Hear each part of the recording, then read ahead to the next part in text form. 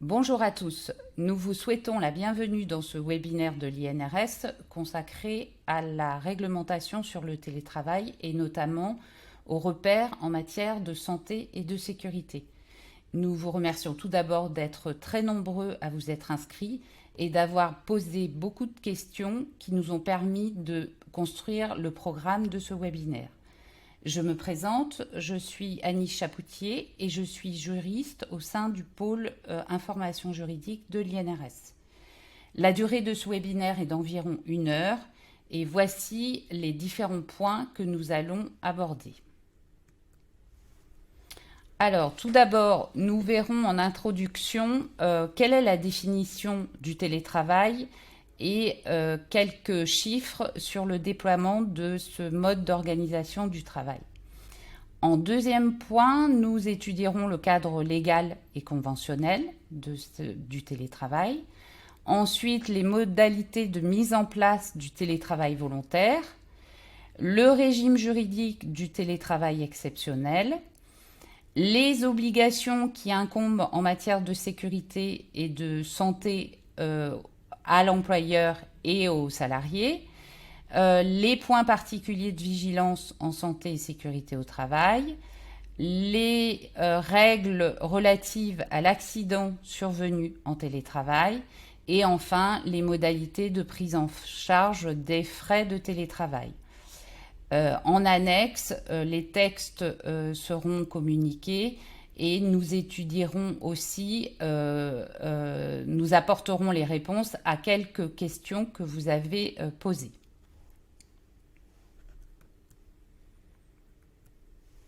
Alors, tout d'abord, qu'est-ce que le télétravail? Le télétravail, hors circonstances exceptionnelles, il est défini par un article du Code du travail et il désigne toute forme d'organisation du travail dans laquelle un travail qui aurait pu être exécuté dans les locaux de l'employeur est effectué par un salarié hors de ces locaux de façon volontaire et en utilisant les technologies de l'information et de la communication. Ces dernières années, on a constaté un développement massif du télétravail, notamment depuis la crise sanitaire. En effet, avant 2019, c'était une pratique régulière pour seulement 4% des salariés. Et depuis janvier 2021, c'est devenu une pratique régulière pour plus d'un quart des salariés, 27% exactement, soit 7 télétravailleurs réguliers sur 10 télétravailleurs. Ces chiffres proviennent d'une enquête de la DARES publiée en février 2022. Parallèlement à ce développement massif du télétravail, un renforcement de la négociation collective en entreprise s'est emparé de ce sujet, notamment sur l'organisation du travail en mode hybride. En effet, selon le bilan du ministère, le bilan 2020 de la négociation collective, en 2019, on pouvait dénombrer 1175 accords collectifs d'entreprise sur ce thème et en 2020, plus de 1900 accords d'entreprise. Quel est le cadre légal et conventionnel du télétravail? Alors, c'est un cadre hybride pour le télétravail régulier, occasionnel ou exceptionnel. Et il y a notamment un socle de dispositions d'ordre public qui figure dans le cadre légal fixé par le Code du travail. Ce sont donc des obligations qui s'imposent à toute entreprise. Ensuite vient se superposer à ce cadre fixé par le Code du travail un cadre conventionnel qui comprend notamment des dispositions issues de la négociation collective des partenaires sociaux. Alors, tout d'abord, 2 accords nationaux interprofessionnels qui sont applicables dans de nombreuses entreprises et qui ont fait l'objet d'une extension par arrêté et qui ont donc acquis une force obligatoire. Parallèlement à ces 2 accords nationaux interprofessionnels, il y a des accords d'entreprise qui peuvent déroger à ces 2 accords nationaux interprofessionnels. Concernant le Code du travail, la réglementation sur le télétravail est tout à fait récente. En effet, c'est seulement en 2012 que le télétravail a été introduit dans le Code du travail, notamment 10 ans après l'accord cadre européen sur le télétravail de 2002. En effet, la France accusait un retard important dans le déploiement du télétravail. Ces dispositions, initialement introduites dans le Code du travail, visaient uniquement le télétravail régulier. Un simple accord suffisait. Par contre, les textes imposaient qu'une mention obligatoire du télétravail figure dans le contrat de travail ou dans un avenant. En 2017-2018, le cadre légal du télétravail s'est élargi et assoupli, notamment suite à des concertations avec les partenaires sociaux. L'idée était notamment d'intégrer de nouveaux enjeux dans la réglementation, notamment pallier le télétravail gris qui était un télétravail organisé de façon non formelle dans l'entreprise. C'était intégrer aussi le droit à la déconnexion, encadrer toutes les formes de télétravail, à savoir le télétravail occasionnel et le télétravail régulier, et assouplir les modalités de mise en œuvre du télétravail afin de favoriser son déploiement. À noter, et cela fait suite aussi aux différentes questions que vous nous avez posées sur le sujet, je dois vous préciser que ce webinaire ne concerne pas le télétravail dans la fonction publique, qui fait l'objet d'un texte particulier, d'un décret de 2016, et je vous encourage à aller voir le site de la Caisse des dépôts, notamment l'espace droit de la prévention, qui contient un certain nombre d'informations sur la réglementation applicable à la fonction publique, notamment le télétravail dans la fonction publique d'État, territoriale ou hospitalière. En parallèle des accords collectifs, le législateur a entendu laisser un large champ à la négociation collective, donc avec 2 accords nationaux interprofessionnels que nous avons évoqués tout à l'heure, un premier accord qui datait du 19 juillet 2005, étendu par arrêté, et qui portait donc sur le télétravail volontaire et régulier. Ensuite, un ANI du 26 novembre 2020, baptisé Accord pour une mise en œuvre réussie du télétravail et qui a été étendu par un arrêté du 2 avril 2021.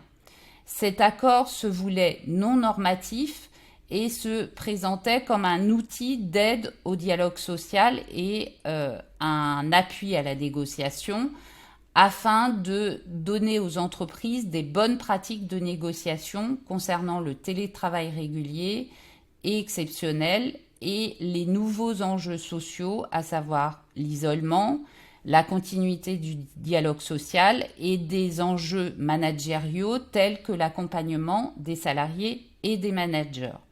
À noter que cette ANI de 2020 est applicable à tout le secteur marchand, sont donc exclus le secteur agricole notamment et le secteur des professions libérales.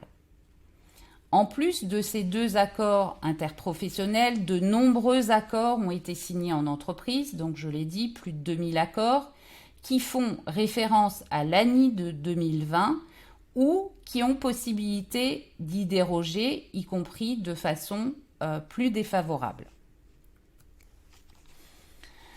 Dans le tableau que je vous présente sur cette diapo, vous aurez l'articulation du Code du travail et de ces accords collectifs et notamment ça met en évidence l'articulation assez complexe de ce dispositif réglementaire.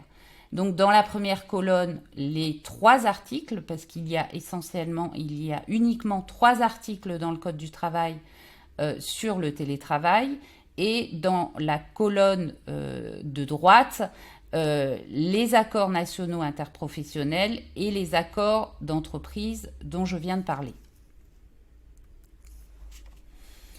Quelle est la définition du télétravail volontaire, régulier ou occasionnel ? Nous l'avons évoqué rapidement tout à l'heure. Donc il s'agit ça désigne une forme d'organisation du travail dans laquelle un travail qui aurait pu être exécuté dans les locaux de l'employeur est effectué par un salarié hors de ces locaux de façon volontaire et en utilisant les technologies de l'information et de la communication. Qu'est-ce qu'on peut relever par rapport à cette définition? Tout d'abord, le principe du double volontariat. C'est-à-dire que le télétravail ne peut pas s'imposer à l'employeur, ça reste une possibilité d'organisation du travail et non une obligation. Et il ne peut pas s'imposer non plus au salarié qui est tout à fait en droit de refuser le télétravail, sauf circonstances exceptionnelles que nous verrons tout à l'heure. Le fait d'isoler un salarié en télétravail peut d'ailleurs constituer un agissement de harcèlement moral, c'est ce que la Cour de cassation a pu relever dans certaines décisions. Concernant les activités éligibles au télétravail, cela reste une décision de l'employeur. Ça rentre dans le cadre de son pouvoir de direction et il est souhaitable, bien sûr, que ça devienne un sujet de négociation au sein de l'entreprise. La définition que nous avons vue a pour effet d'exclure de fait des salariés qui ne sont pas éligibles au télétravail parce que leur activité doit se dérouler dans l'entreprise, parce qu'elle doit se dérouler chez un client ou sur un chantier notamment. Ça peut être le cas donc des commerciaux, des techniciens de maintenance. À noter également qu'il n'y a dans la définition du Code du travail aucune condition légale relative à la date de mise en place, c'est-à-dire que le télétravail peut être mis en place dès l'embauche ou au cours de l'exécution du contrat. Il n'y a aucune condition concernant le lieu d'exécution du contrat, du télétravail, pardon. Il peut s'agir du domicile ou d'un autre lieu, dit tiers-lieu. Et il n'y a enfin aucune condition légale relative à la fréquence du télétravail. Il peut être régulier, c'est-à-dire organisé à l'avance, ou occasionnel, c'est-à-dire mis en place pour des circonstances familiales ou pour des difficultés de transport notamment. Quelles sont les modalités de mise en place de ce télétravail volontaire ? Concernant le télétravail volontaire, le législateur a souhaité surtout que l'on mette en place des règles communes au sein de l'entreprise, ce qui est notamment de nature à favoriser une certaine homogénéité des pratiques de télétravail et de favoriser et d'assurer une égalité de traitement entre les salariés de l'entreprise vis-à-vis de ce mode d'organisation du travail. La volonté du législateur était aussi, je l'ai dit déjà, de faire du télétravail un objet de dialogue social, avec notamment la possibilité de négocier sur les conditions de passage en télétravail, qui ne sont pas définies par le Code du travail, l'éligibilité, la fréquence, le choix du lieu, etc. Et d'adapter aux situations particulières de chaque entreprise et de donner de la souplesse au dispositif, notamment en fonction de leur secteur d'activité, de leur taille, de leur situation géographique, etc. Enfin, le dernier point était d'assurer une certaine sécurité juridique à la fois pour l'employeur et pour le salarié en imposant à minima des rubriques obligatoires qui doivent figurer dans l'accord collectif ou dans la charte.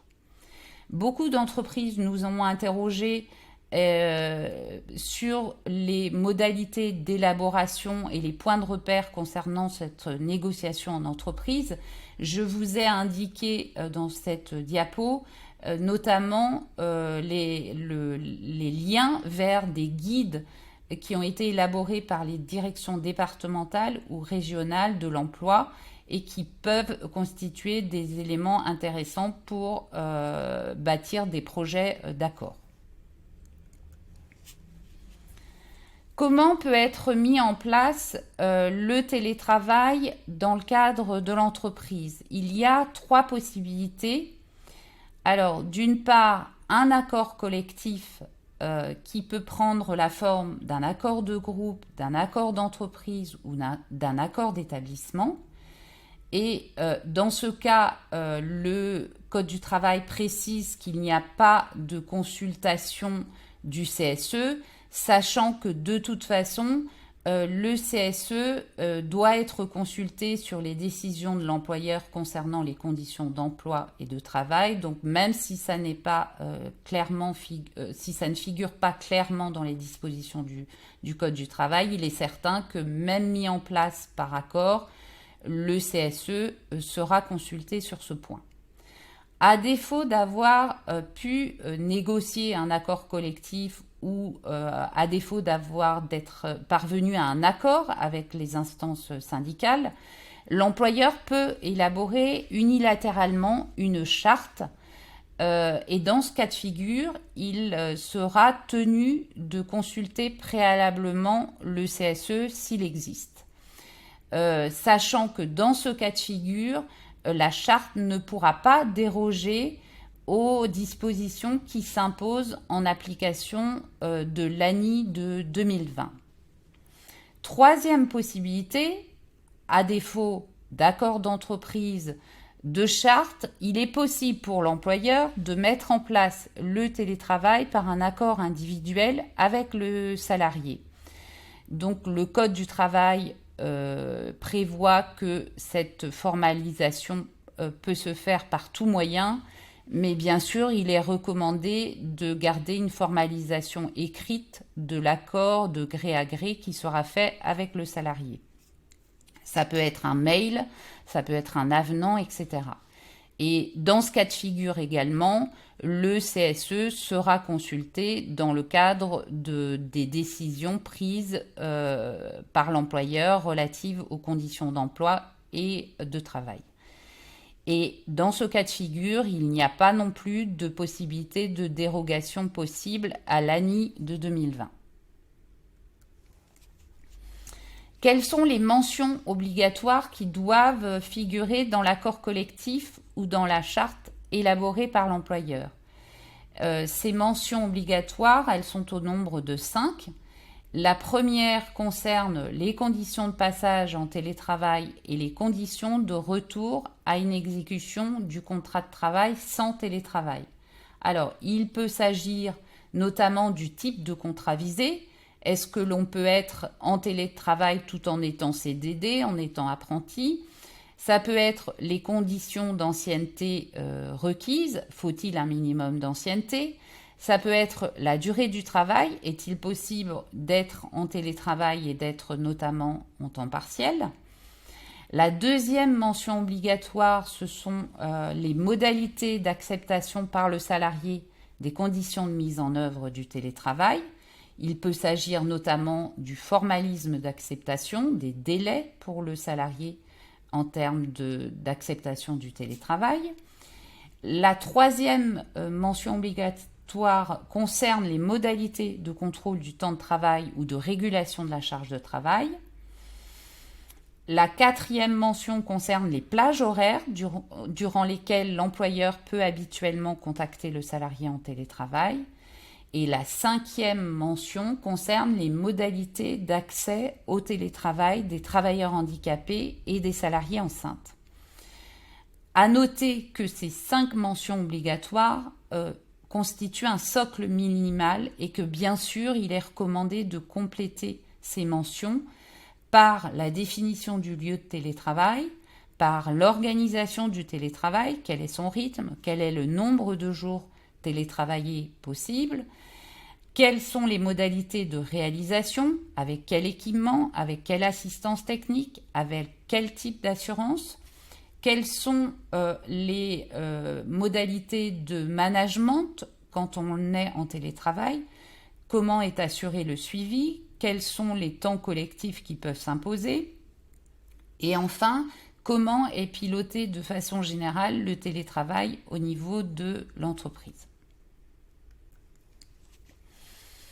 Des principes protecteurs concernant la mise en place du télétravail ont été également prévus par le Code du travail. On l'a dit, le principe du volontariat pour l'employeur, pour le salarié, donc la possibilité de refuser le télétravail et l'obligation pour l'employeur de motiver son refus lorsque le salarié occupe un poste éligible au télétravail suivant l'accord ou la charte. Un autre principe protecteur est la mise en place d'une période d'adaptation. C'est une période test qui permet à l'employeur et aux salariés de tester le télétravail. Alors, c'est quelque chose qui n'est pas prévu par le Code du travail, mais qui constitue une obligation dans l'ANI de 2020, avec notamment un délai de prévenance par rapport à la rupture de cette période d'adaptation. Troisième principe, le principe de réversibilité, c'est-à-dire la possibilité pour l'employeur et pour le salarié de prendre l'initiative de revenir à une situation de non-télétravail. Alors, c'est une obligation qui est prévue par le Code du travail sans autre précision. C'est-à-dire que les modalités de cette réversibilité sont à établir dans l'accord ou dans la charte, et c'est une préconisation de l'ANI, notamment le formalisme pour revenir à une situation de non-télétravail et le délai de prévenance. Selon le Code du travail, la priorité à donner aux télétravailleurs est une priorité pour un retour sur un poste correspondant à ses qualifications et à ses compétences. L'ANI 2020 a complété cette disposition en précisant que si le télétravail est une condition d'embauche, la priorité sera donnée aux salariés de revenir sur un poste lui correspondant, pas forcément son poste. Par contre, si le télétravail n'est pas une condition d'embauche, c'est une possibilité de revenir à son poste sans télétravail. Quel est le régime juridique du télétravail exceptionnel ?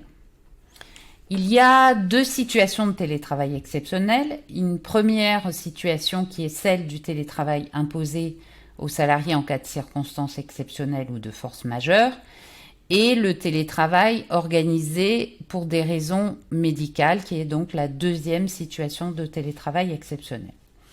Concernant le télétravail imposé, le Code du travail précise qu'en cas de circonstances exceptionnelles, notamment de menaces d'épidémie ou en cas de force majeure, la mise en œuvre du télétravail peut être considérée comme un aménagement du poste de travail qui est rendu nécessaire pour permettre la continuité de l'activité de l'entreprise et garantir la protection des salariés. Il y a donc deux cas de figure d'organisation du télétravail imposé. Les circonstances exceptionnelles donc, qui peuvent être une épidémie notamment, c'est clairement précisé par le Code du travail et c'est ce que l'on a connu durant la crise sanitaire avec notamment un télétravail qui devenait une mesure de prévention pour lutter contre la contagion de l'épidémie et notamment au sein des entreprises. Le deuxième cas de figure est le cas de force majeure. Alors ça peut être la destruction des locaux de l'entreprise ou des situations de catastrophes naturelles, inondations, etc. Par rapport à ces situations de télétravail imposées, le Code du travail n'impose aucun formalisme. Mais l'ANI 2020 conseille aux entreprises d'anticiper ces situations et notamment lorsqu'il y a un accord ou une charte, de prévoir une information par écrit des salariés dans ces cas de figure et un délai de prévenance lorsque c'est possible notamment. En l'absence d'accord collectif ou de charte, l'ANI préconise de consulter le CSE.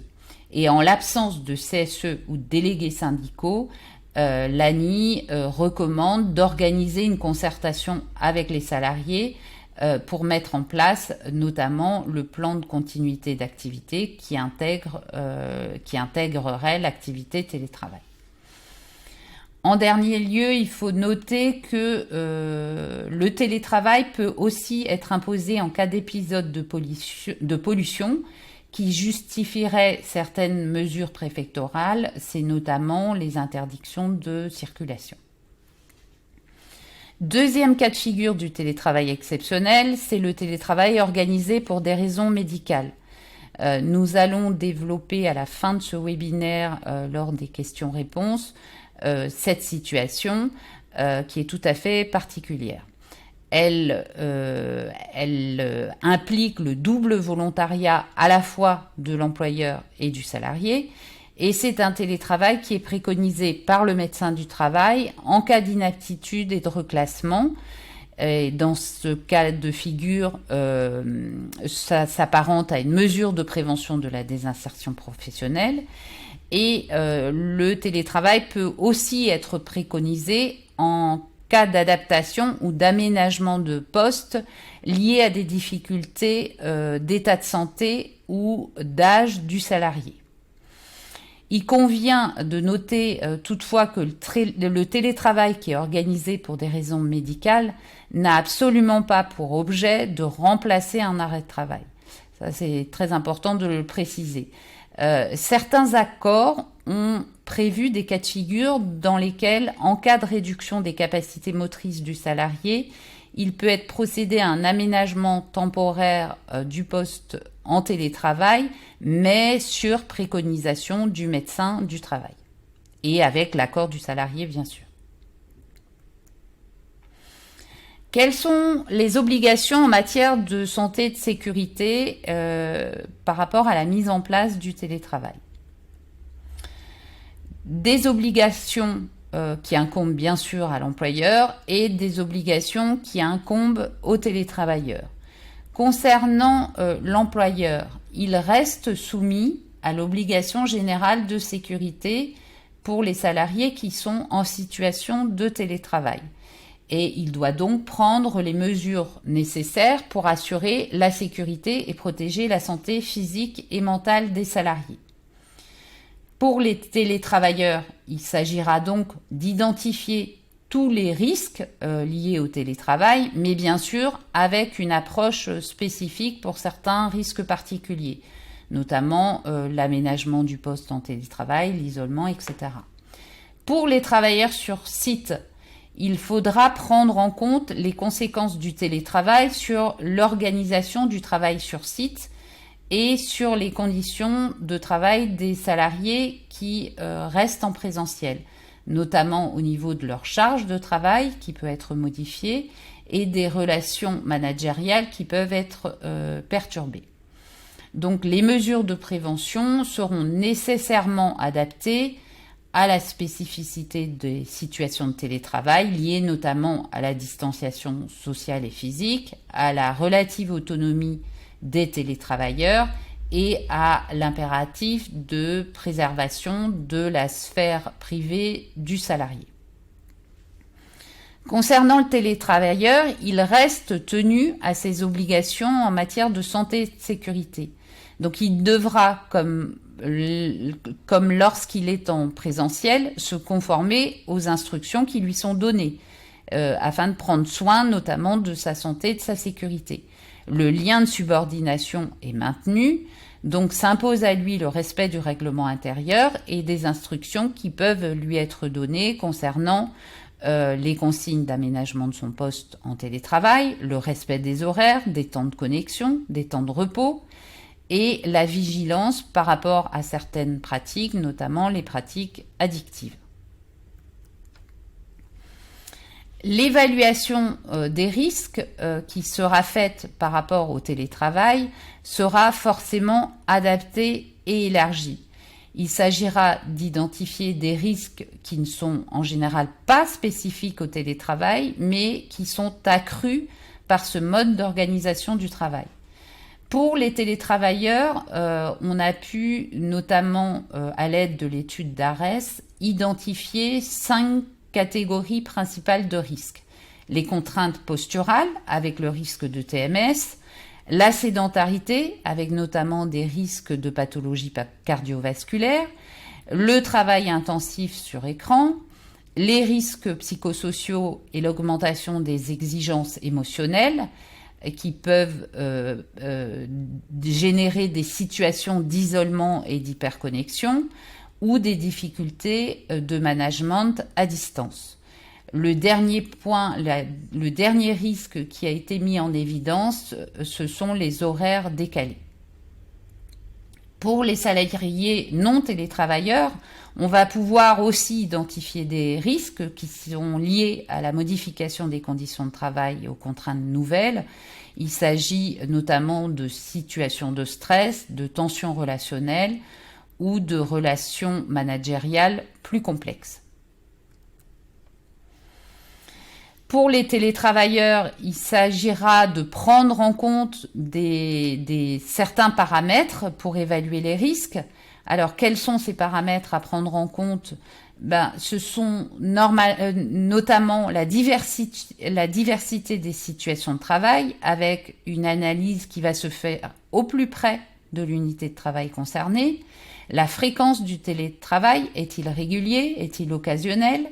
Le volume de jours de télétravail, les catégories de salariés, sont-ils nouveaux embauchés, sont-ils des apprentis, sont-ils primo-télétravailleurs, auquel cas il faudra accorder une importance particulière à la prise en compte de cette non-expérience du télétravail. Et on va prendre en compte, bien sûr, le lieu d'exercice du télétravail, est-il exercé au domicile ou dans un tiers-lieu. L'évaluation des risques sera réactualisée périodiquement et occasionnera une mise à jour du document unique. Alors, qu'est-ce qui va permettre cette mise à jour du document unique ?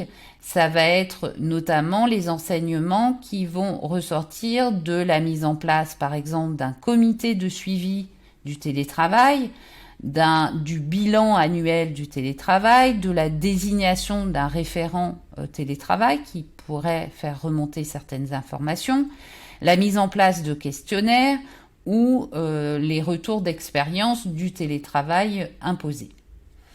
Dans la phase d'évaluation des risques, il est tout à fait important d'associer de façon active le médecin du travail, les représentants du personnel et les salariés eux-mêmes, bien sûr.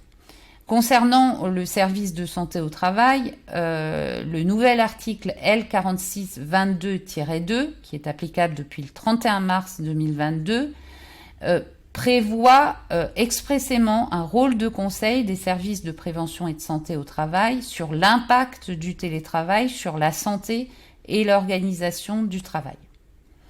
Enfin, dernier point qui peut contribuer à l'évaluation des risques, c'est l'entretien annuel obligatoire avec le télétravailleur, qui est donc prévu par le Code du travail, et qui va porter sur les conditions d'activité du salarié et sa charge de travail.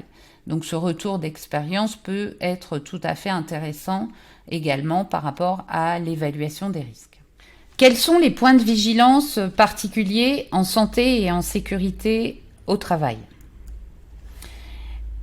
Voici les points que nous allons aborder. Tout d'abord, le lieu de télétravail, avec un focus particulier sur le télétravail en tiers-lieu.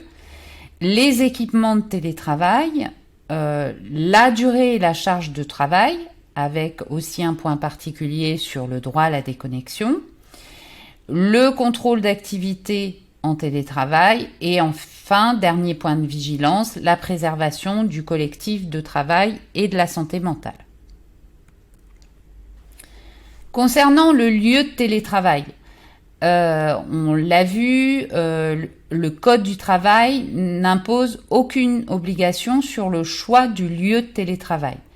Donc le lieu de télétravail peut tout à fait être imposé par charte ou par accord, avec obligation de déclaration préalable. L'employeur a donc tout à fait possibilité de restreindre le lieu de télétravail à l'adresse du domicile. Le lieu de télétravail peut être aussi modifiable sous réserve d'informations préalables de l'employeur. C'est une souplesse que certains accords d'entreprise ont prévue.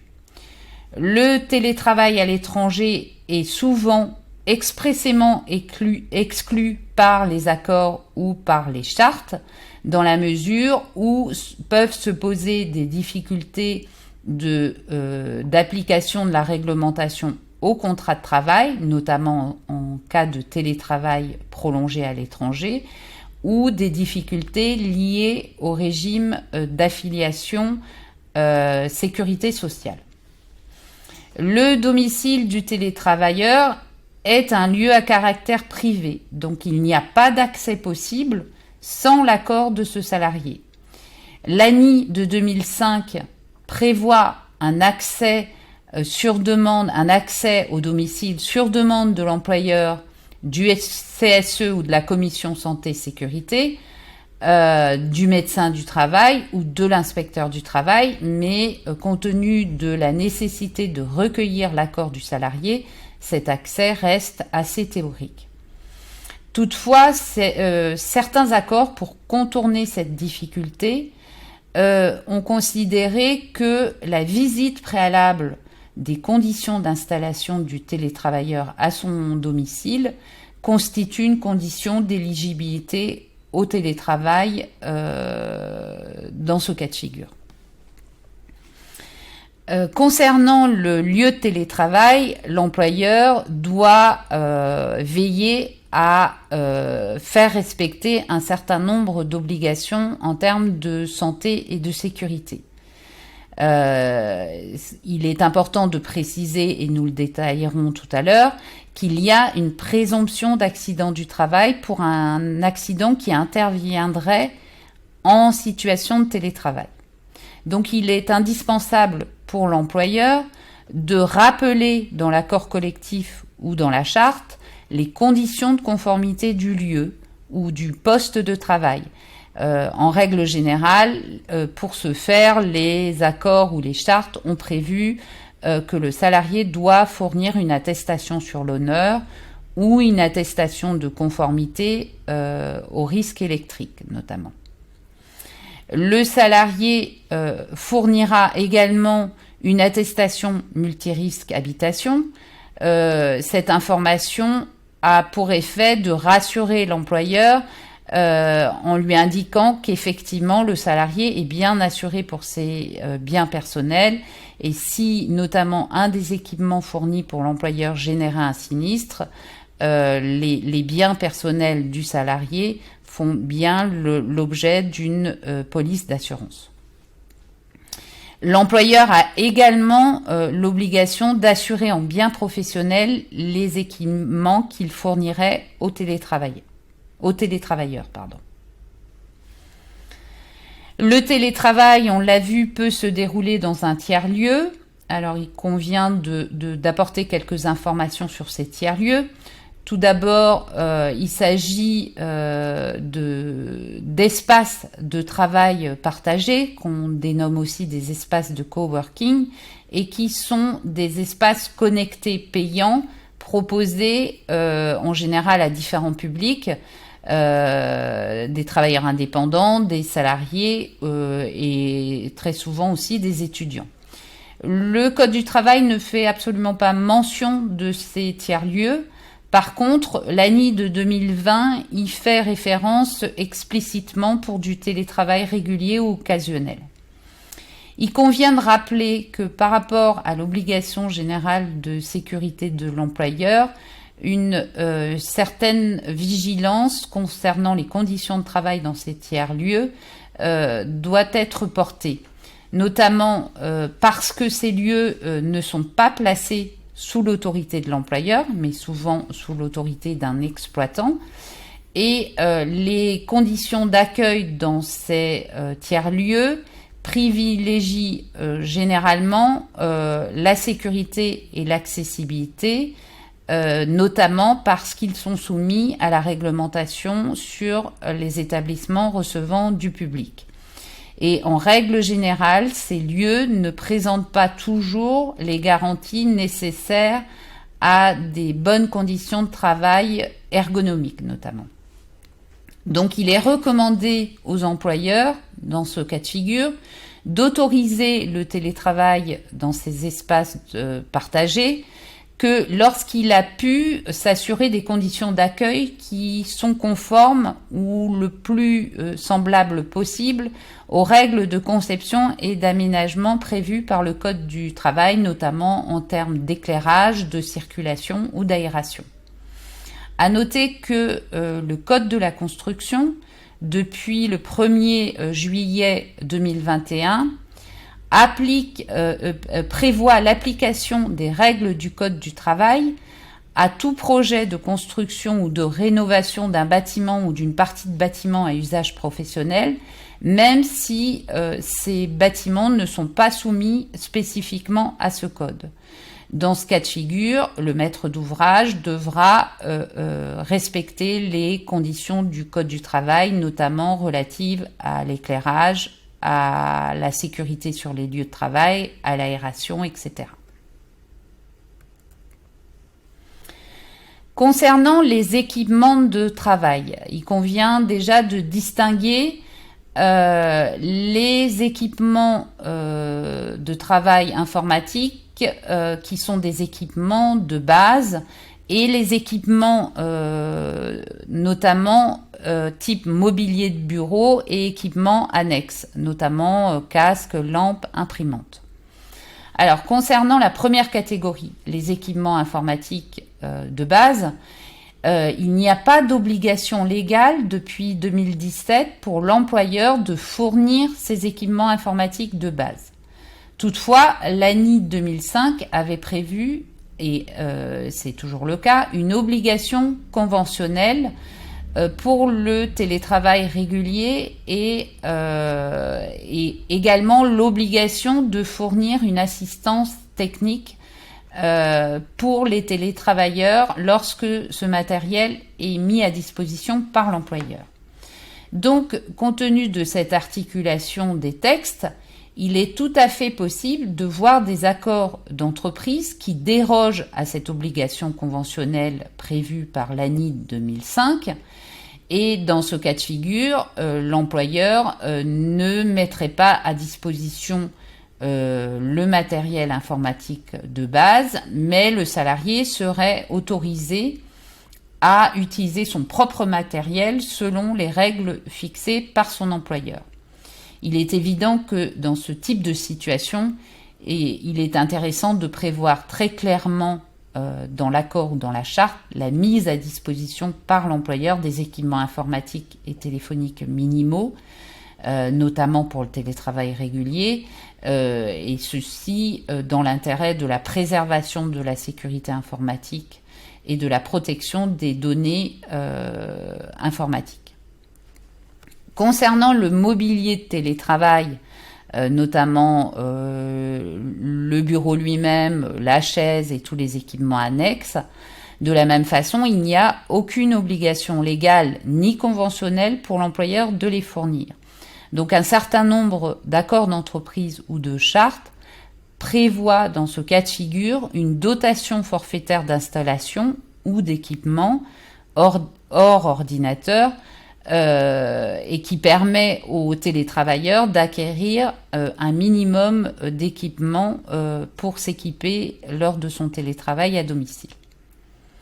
Dans le cadre des équipements, de l'utilisation des équipements de télétravail, il est évident qu'une information et une formation pratique et adaptée s'imposent pour les salariés. C'est ce que préconise l'ANI, notamment une formation aux bonnes pratiques de travail sur écran, à l'aménagement ergonomique de son poste de travail, à l'adoption des bonnes postures, etc. Vous pourrez d'ailleurs très utilement consulter le document qui a été fait à destination des salariés, le document de l'INRS qui s'intitule « Télétravail, des conseils pour préserver votre santé » et qui peut constituer un bon document de base pour la formation des salariés concernés. L'employeur a également l'obligation d'informer le salarié sur les restrictions d'usage des équipements informatiques et les sanctions qu'il encourt en cas de non-respect de ces restrictions. Et enfin, le salarié a lui-même l'obligation de prendre soin du matériel qui lui est confié.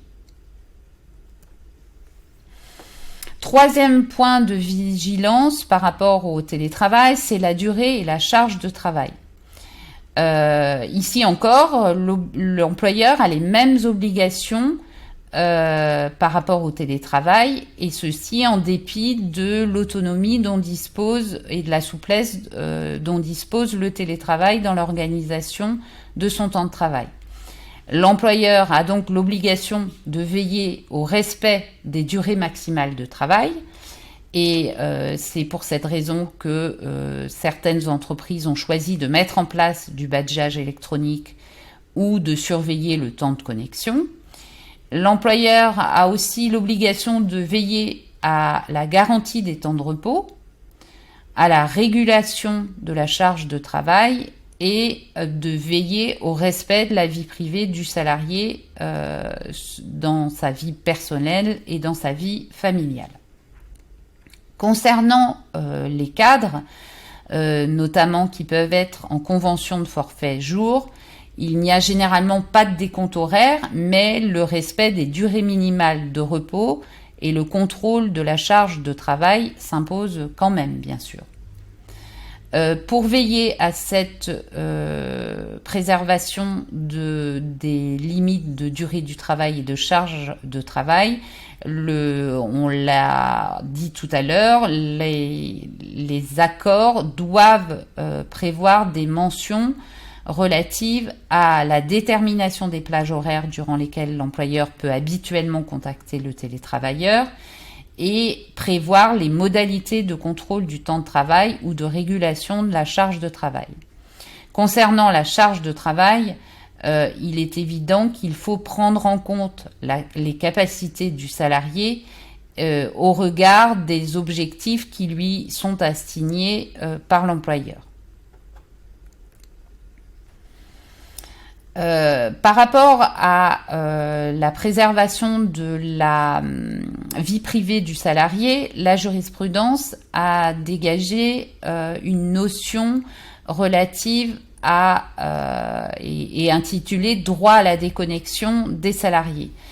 Dans le Code du travail, ce droit ne fait l'objet d'aucune définition juridique, mais il peut s'entendre comme le droit pour tout salarié de ne pas être connecté à un outil numérique professionnel tel que son téléphone portable ou son ordinateur en dehors de son temps de travail. C'est une notion qui apparaît dans les dispositions relatives à la négociation collective sur la qualité de vie au travail. Le Code du travail ne prévoit pas les modalités d'exercice de ce droit, mais la priorité est ici encore laissée à la négociation d'un accord pour définir les modalités d'exercice du droit à la déconnexion.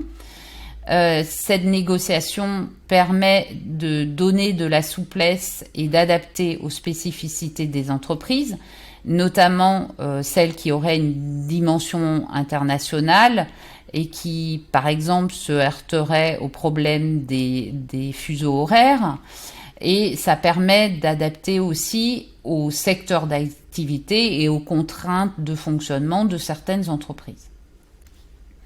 À défaut d'accord collectif sur le droit à la déconnexion, les entreprises ont l'obligation d'élaborer une charte sur le droit à la déconnexion après avis du CSE qui prévoit, alors cette charte prévoit notamment les modalités d'exercice du droit à la déconnexion et la mise en œuvre à destination des salariés et du personnel d'encadrement d'actions de formation et de sensibilisation à un usage raisonnable des outils numériques.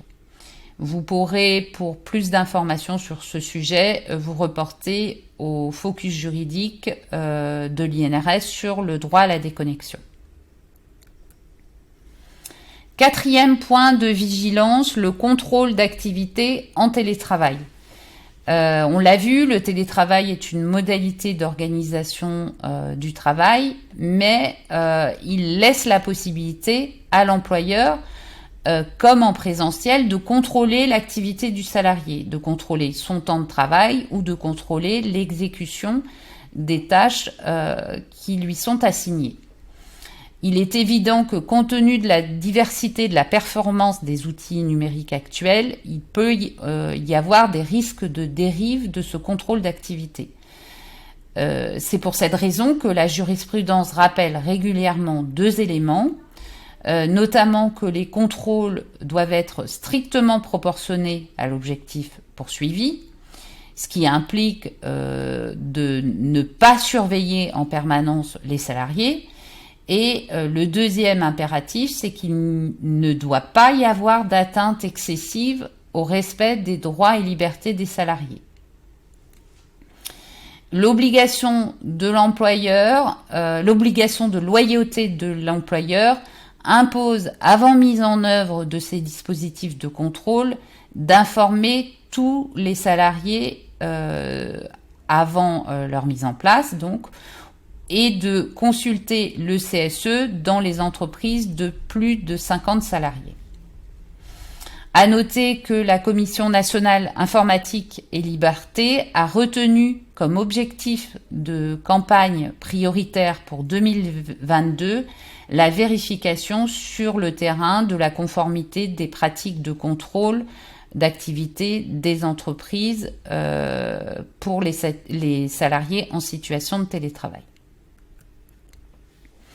Dernier point de vigilance par rapport à la santé et la sécurité des salariés en télétravail, c'est la préservation du collectif et de la santé mentale. En effet, suite notamment à la crise sanitaire et au déploiement massif du télétravail, des risques ont été clairement identifiés pour le télétravail à domicile. C'est l'isolement physique et psychique, et les risques de perte ou de détérioration du lien social au sein de l'entreprise. Donc, des points de vigilance sont à rappeler concernant, bien sûr, l'intérêt du volontariat et la possibilité de réversibilité pour le télétravailleur, alors notamment au moyen de la mise en place de la période d'adaptation. Certaines entreprises ont même prévu la possibilité de retour ponctuel possible, à l'initiative du salarié si il en ressentait le besoin de revenir en situation de travail en présentiel. Et c'est aussi l'intérêt de mettre en place des temps de présence collectifs. Par rapport à cette préservation du collectif, il est aussi important de tenir compte des situations particulières de télétravailleurs qui sont considérés comme plus vulnérables, notamment les nouveaux embauchés ou des salariés en situation de fragilité dont l'employeur aurait connaissance, notamment violence intrafamiliale, addiction, etc. Par rapport à ce risque, les mesures de prévention vont surtout prendre la forme d'actions renforcées de sensibilisation et de formation pour les salariés télétravailleurs. Ça peut être notamment la mise à disposition de numéros d'urgence par rapport aux services de secours extérieurs, un numéro d'appel au service des ressources humaines, le rappel du numéro des services de prévention et de santé au travail, les coordonnées du référent d'assistance technique et les coordonnées des instances représentatives du personnel.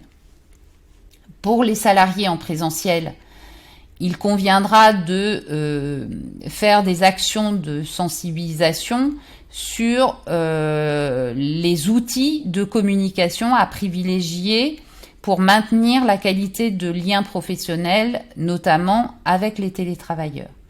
Et pour les managers, il s'agira de mettre en place des formations portant sur l'organisation des prises de contact régulières, sur le choix des moyens de communication les plus appropriés, sur la détection des situations à risque et notamment aussi sur la gestion de la présence hybride. Il sera important également d'organiser au sein de l'entreprise des temps d'échange collectifs et individuels.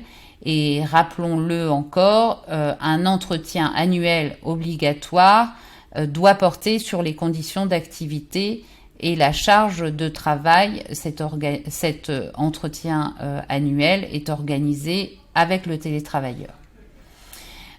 Pour finir sur ce point relatif à la préservation du collectif de travail et à la santé mentale, je vous invite à vous inscrire à la table ronde qui va être organisée le 28 avril prochain par l'INRS sur les risques psychosociaux dans le cadre du télétravail. Vous trouverez à la fin de ce webinaire le lien pour vous y inscrire directement. Quelles sont les règles pour l'accident qui surviendrait en télétravail? Alors, le Code du travail prévoit une présomption d'accident du travail pour un accident qui surviendrait sur le lieu où est exercé le télétravail pendant l'exercice de l'activité professionnelle du télétravail. Et dans ce cas de figure, il y a donc deux critères qui apparaissent. Le critère de lieu, donc le lieu où était exercé le télétravail, donc le domicile ou le lieu qui a fait l'objet d'un accord pour la mise en place du télétravail ou un tiers-lieu. Le critère de temps, pendant l'exercice de l'activité professionnelle du télétravailleur, d'où l'intérêt de fixer des plages de joignabilité et ou des horaires fixes. Alors, on peut se poser la question de difficultés probatoires à la fois pour le salarié qui pourrait avoir des difficultés à apporter la preuve de la matérialité d'un fait accidentel survenu au temps et au lieu de télétravail. C'est essentiellement déclaratif parce qu'en règle générale, il n'y aura pas de témoins ou les témoins seront ceux du cercle familial.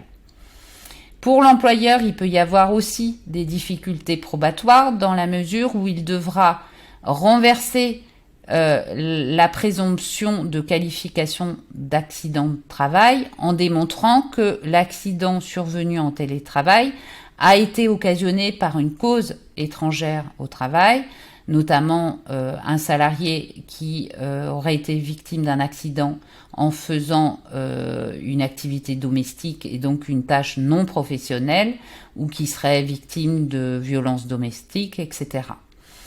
Il peut s'agir aussi de prouver que l'accident est survenu hors temps de télétravail ou dans un lieu autre que celui du télétravail. La définition de l'accident en télétravail, telle qu'elle est prévue par le Code du travail, s'éloigne un petit peu de la définition de l'accident du travail qui est prévue par le Code de la sécurité sociale. En effet, la définition de l'accident de travail prévue par la sécurité sociale paraît plus élargie, à savoir que concernant le critère de temps, on parle d'accident survenu par le fait ou à l'occasion du travail, en quelque lieu que ce soit, et donc il est possible de voir qualifier d'accident de travail des accidents qui interviendraient dans les dépendances de l'entreprise, dans les locaux de restauration, ou plus généralement dans les lieux dans lesquels l'employeur exerce aussi son autorité. Il y a aussi une conception élargie du temps de travail dans la mesure où en application du Code de la sécurité sociale, une qualification accident de travail peut être retenue pour des accidents qui interviendraient lors d'interruptions de courte durée. On peut donc se poser la question de voir de nouveaux contentieux qui interviendraient sur la qualification d'accident en télétravail. Concernant les formalités de déclaration de l'accident survenu en télétravail, elles sont strictement identiques à celles d'un accident de travail qui interviendrait en présentiel, c'est-à-dire que l'employeur conserve bien sûr la possibilité d'émettre des réserves sur les circonstances de l'accident. Concernant la jurisprudence, il y a très peu de décisions, jusqu'à maintenant du moins, très peu de décisions sur la qualification d'accident en télétravail. J'ai retenu un arrêt qui est régulièrement rappelé, c'est une décision de la Cour de cassation de 96. Dans cette situation, un inspecteur d'une compagnie d'assurance était décédé sur la voie publique alors qu'il se trouvait à proximité d'un bureau de poste voisin de son domicile, dans lequel il venait de se rendre pour poster du courrier professionnel. La caisse primaire avait rejeté la qualification d'accident de travail et la cour d'appel est revenue sur cette décision et la Cour de cassation a confirmé la décision de la cour d'appel, notamment en retenant comme faisceau d'indice que le salarié n'avait pas de bureau extérieur à son domicile et que l'accident dont il avait été victime était survenu un jour ouvrable, à une heure normale de travail d'un salarié et en un lieu justifié par son activité professionnelle. En conclusion, donc, cet accident constituait bien un accident de travail. Nous allons aborder maintenant, mais plus rapidement, la question de la prise en charge des frais de télétravail. Vous avez été nombreux à nous poser des questions sur ce point. Il ne rentre pas dans les missions de l'INRS de développer cet aspect-là. Par contre, j'ai recensé un certain nombre de rappels par rapport à la prise en charge des frais de télétravail. C'est une obligation qui n'est pas prévue expressément par le Code du travail. Elle était prévue avant 2017, mais cette obligation a disparu du Code en 2017. Toutefois, cela reste une obligation jurisprudentielle et conventionnelle. En effet, les deux accords nationaux interprofessionnels font référence à la prise en charge des frais. Et l'ANI de 2020 rappelle la jurisprudence selon laquelle les frais engagés par un salarié dans le cadre de l'exécution de son contrat de travail doivent être supportés par l'employeur. L'ANI a apporté une réserve, c'est-à-dire que la validation de l'employeur doit être préalable à l'engagement des frais par le télétravailleur et non pas postérieur. Toutefois, l'ANI ne prévoit pas de liste des frais et là, encore une fois, c'est la négociation au sein de l'entreprise qui va permettre de traiter cette problématique. De nombreux accords ont retenu par rapport à la prise en charge des frais le positionnement URSSAF qui offre deux possibilités aux entreprises, soit une allocation forfaitaire mensuelle par jour télétravaillé, soit la possibilité de rembourser les frais réels sur la base de justificatifs. Je vous ai indiqué le lien qui vous permettra d'avoir plus d'informations sur ce point, le lien vers le bulletin officiel de la Sécurité sociale. Nous parvenons maintenant à la fin de ce webinaire et nous avons choisi de retenir deux questions qui méritaient des développements un peu plus importants. La première d'entre elles concerne le télétravail médical. Quelles sont les actions possibles pour le service de prévention et de santé au travail ? Alors, il y a deux cas de figure de télétravail médical ou thérapeutique. Le premier cas de figure est celui du reclassement du salarié à la suite d'une inaptitude. Il est possible pour le médecin du travail de faire des préconisations d'une adaptation du poste en ayant recours, par exemple, au télétravail à temps plein. Alors, l'employeur, dans ce cas de figure, a l'obligation d'étudier la proposition du médecin du travail et à défaut de l'avoir étudié, le risque, c'est que le licenciement du salarié soit considéré comme sans cause réelle et sérieuse. J'ai illustré ce cas de figure par une décision de la Cour de cassation de 2014 dans laquelle l'entreprise avait elle-même interrogé le médecin du travail sur les préconisations, mais elle ne justifiait pas avoir tenu compte et elle ne justifiait pas d'avoir fait des démarches après ces préconisations pour voir si effectivement le poste de la salariée pouvait être envisagé dans le cadre d'un travail à domicile. Le deuxième cas de figure dans lequel un télétravail médical peut être mis en place, c'est le cas de figure en dehors de toute inaptitude, des propositions faites par écrit par le médecin du travail, après échange avec le salarié et l'employeur, par rapport à des mesures d'aménagement, d'adaptation ou de transformation du poste qui seraient justifiées par des considérations d'âge ou d'état de santé physique et mentale du salarié. Donc ça va concerner notamment des salariés âgés, des salariés handicapés, des femmes enceintes ou éventuellement des salariés atteints de maladies invalidantes. Dans ce cas de figure, l'employeur est tenu également de prendre en compte les propositions du médecin. Et dans ce cas de figure, il n'est donc pas exclu qu'une étude de poste soit réalisée au domicile du salarié avec son accord, bien sûr. Et dans ce cas de figure, ce peut être le médecin du travail qui se rendra dans l'entreprise ou un membre de l'équipe pluridisciplinaire. La deuxième question qui était relativement récurrente dans vos interrogations lors de l'inscription était celle de qualification du télétravailleur de travailleur isolé. Alors, dans le Code du travail, il n'existe pas de disposition réglementaire qui vise spécifiquement le télétravailleur en tant que travailleur isolé.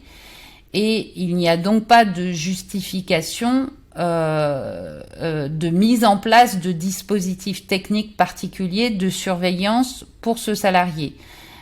Pas de dispositif technique type homme-mort et non plus de dispositif permettant un contrôle permanent de son activité.